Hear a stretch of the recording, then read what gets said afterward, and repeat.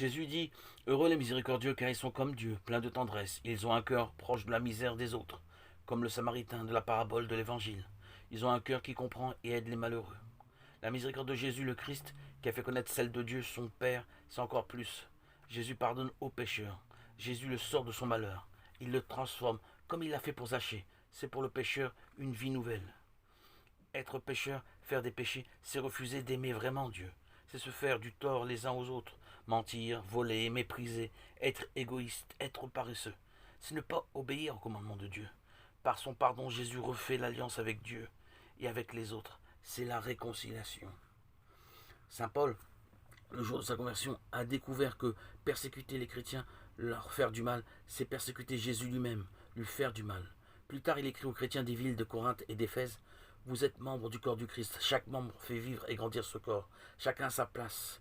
Jésus le Christ est la tête du corps. Le corps du Christ, c'est l'ensemble des baptisés.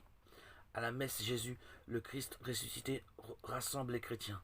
Ils font église, ils écoutent la parole de Dieu. Et le prêtre qui préside dit la parole de Jésus: Ceci est mon corps. Lorsque les chrétiens viennent communier, le prêtre lui dit le corps du Christ. Il reçoit le pain vivant, l'hostie consacrée. C'est vraiment le corps du Christ avec tous les fidèles. Ils croient que Jésus le Christ ressuscité est réellement présent.